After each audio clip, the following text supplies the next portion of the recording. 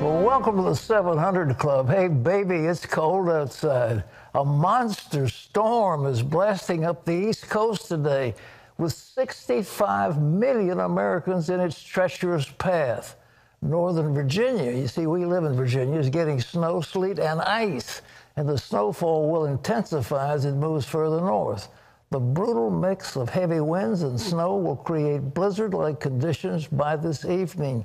18 inches of snow could be on the ground in some places. Wow. Well, joining us now to talk about this massive storm is our good friend Joe Bastardi. He's chief meteorologist for Weather Bell Analytics and the book Weaponization of Weather. Joe, how big is this storm going to be? Well, pre-Christmas, it's one of the biggest ones we've seen in many years, at least since 2009. And I'm glad you brought up that wind aspect.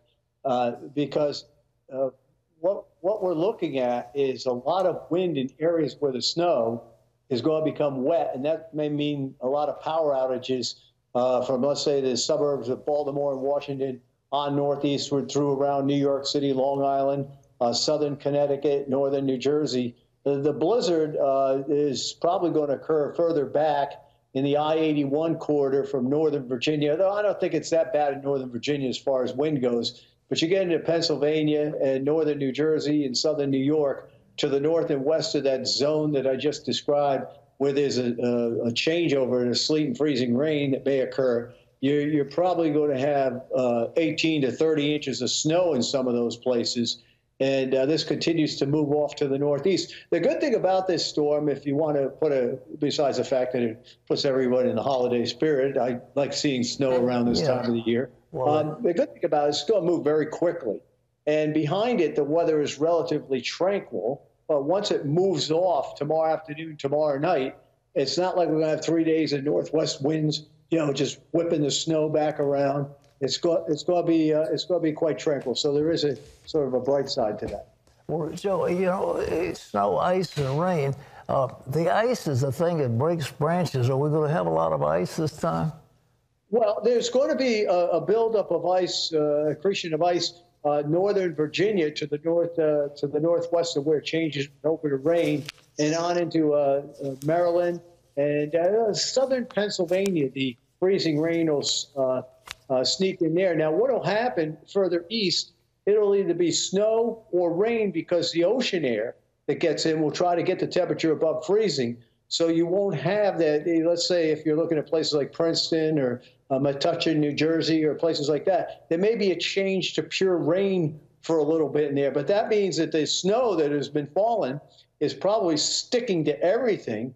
And I grew up on the Jersey Shore. Of course, even at Virginia Beach, we've had a couple of big nor'easters on the coast. And you know what can happen when it's snowing at 32, 33 degrees and the wind is blowing. It leads to some interesting complications. So that's a possibility in there.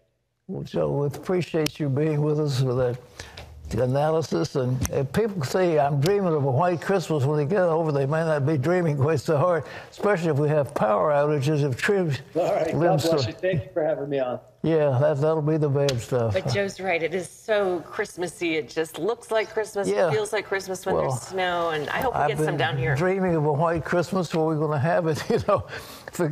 The guy who wrote "I'm Dreaming of a White Christmas" was sitting in Los Angeles, California. I'm dreaming of a white Christmas. He had no white Christmas, but it was you remember that great song. Wonderful movie. Okay. Well, in other news, hundreds of trucks are on the road delivering doses of the coronavirus vaccine. So how will this brutal storm affect their deliveries? Ephraim Graham has more on that. Pat, the storm is threatening to slow the delivery of some vaccines. UPS and FedEx say they're watching the situation closely and they're ready to reroute shipments as needed.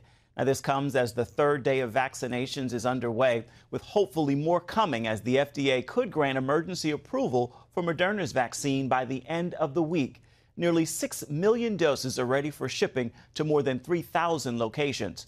More help could be on the way from Congress soon as well. Republican and Democrat leaders are said to be close to an agreement on a new relief bill, including enhanced unemployment benefits, loan for small businesses, and a moratorium on evictions.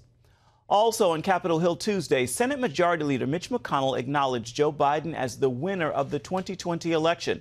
But as President Trump continues to contest the results, many House Republicans aren't yet ready to give up. Charlene Aaron is on the story.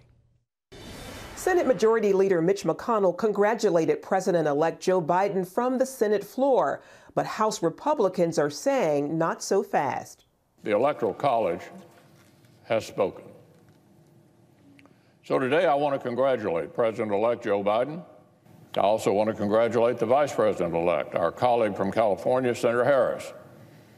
Beyond our differences, all Americans can take pride that our nation has a female Vice President-elect for the very first time.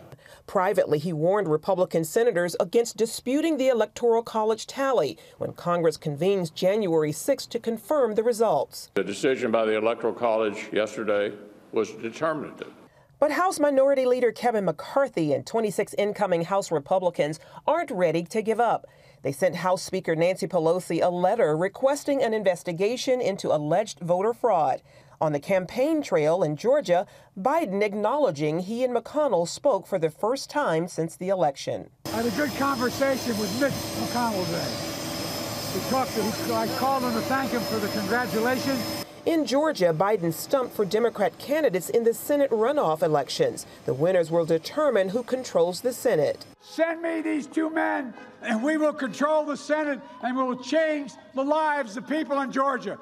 Despite the Electoral College vote, White House Press Secretary Kayleigh McEnany said President Trump is not done challenging the election. The president is still involved in ongoing litigation related to the election. Yesterday's vote was one step in the constitutional process, so I will leave that to him and refer you to the campaign for more on that litigation. On CBN's Faith Nation, chief political analyst David Brody said neither side of this political fight will fully accept the other's point of view. There's going to be one side of it that says that this really hurts election integrity as it relates to what Donald Trump is doing to the process here. There will be others on the other side, the ones that support Donald Trump, that said there'll never be another fair and free election again. They believe this election was stolen. Meanwhile, President-elect Biden is busy building his cabinet. He's expected to name Pete Buttigieg to head the Department of Transportation and former Michigan Governor Jennifer Granholm to lead the Department of Energy. Charlene Aaron, CBN News. Again, Congress convenes January 6 to confirm the results of the election. Pat? They'll meet and they have to confirm it, but there are so many scandals concerning the Biden family, Hunter Biden and Jim Biden. There are several indictments we pointed out on this program yesterday, and this kind of scandal is adequate to say, who wants a president who is under indictment? It's high crimes and misdemeanors, and he could be impeached. I mean, he used his office traveling around in Air Force Two, and Hunter was coming with him, and Joe Biden lied repeatedly about his contacts. There's no question about it. And to think, well, I'm going to congratulate him, the Electoral College has spoken, no way, no how. And Congress has still got to certify these electors, and the time is still available. If somebody says, wait a minute, there's something wrong. And Hunter Biden is already being, prosecuted, I guess, by U.S. attorneys over several problems. And if you're looking at the possibility that Joe Biden should have registered as a foreign agent, if you've got any of that stuff coming out, he could be indicted before the election. And then what's going to happen? You're going to say Mitch McConnell, hey, all right, Electoral College has spoken. It hadn't spoken. Congress has still got the last word, and there's still a little time before they certify these electors. So the game isn't over yet, but I keep on praying.